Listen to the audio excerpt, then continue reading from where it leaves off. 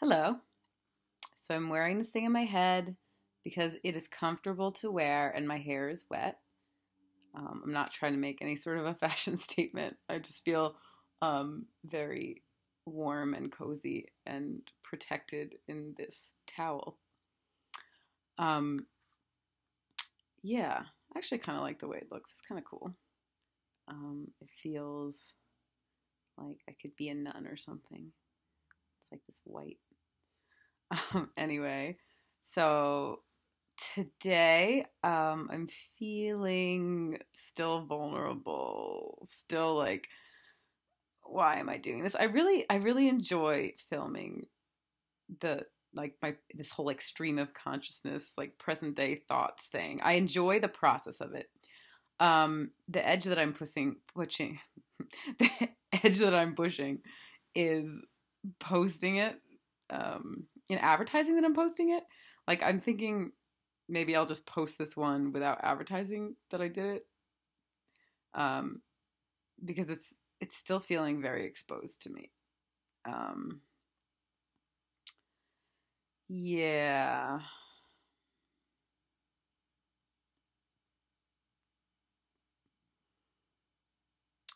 Yeah, today I've just been spending time thinking about what directions I want to go in. I'm still getting a lot of replies from people that want to check out the nude beach, and it's kind of amazing that it's still people are still messaging, and it's such an interesting variety of people that are messaging too. Um, yeah, I mean they're people around my age too. Like they're I mean so far it's all men, which I expected. I would be extremely shocked if any women messaged me. Um, but yeah, so far, yeah, I guess I'm surprised that there are like men my age as well. Um, I mean, maybe not surprised. It's just cool to see that there's like a range of people. There's a range of people. Um, and so far, I've only met one of them, but I've got some more booked. So I'm eager just to see what all these people are like. Um, yeah, and a lot of them are like kind of, at least by email, they seem like pretty chill and friendly. Um, So, and I'm actually getting fewer responses from like people that seem creepy actually.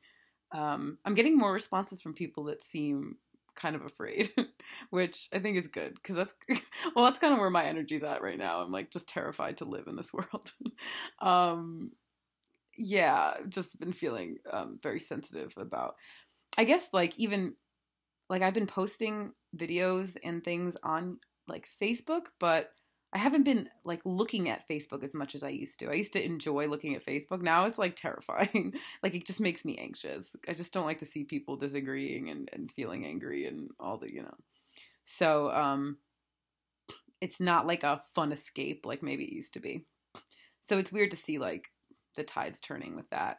Um, I've been kind of wanting to like just go into like a little cocoon and it's weird because I'm in Florida, um, and it feels like it's summer all the time. So it's an interesting dynamic because I'm wanting to be in hibernation mode now, even though it doesn't feel like hibernation time because it's not obviously winter.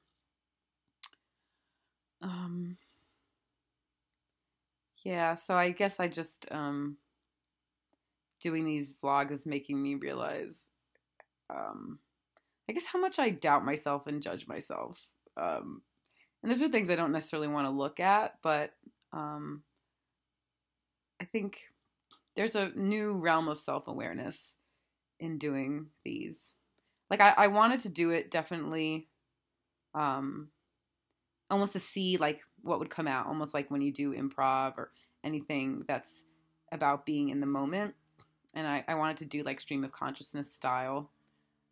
After seeing that talk, by that guy that I'm inspired by, Kyle Cease is his name. The way he runs his shows is all improvisational. Like he used to do like stand up comedy, but more like improvisational stuff. And he thinks like things are more exciting and alive when you're doing it, when whatever is on your heart in the moment is what you're expressing, rather than scripting things, which is a whole different kind of art. I mean, I respect scripted stuff too, and I might want to do stuff like that in the future too. But I just kind of, in the spirit of curiosity and experiments,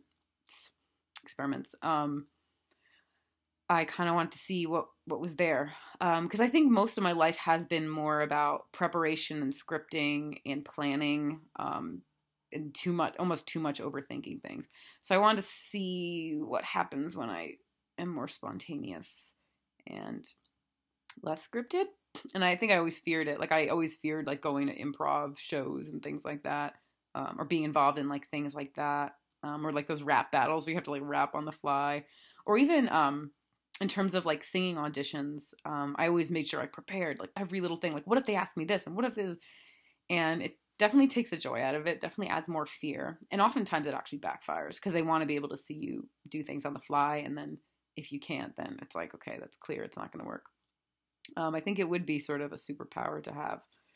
I think I would benefit from being able to like do things on the fly rather than like formulaically.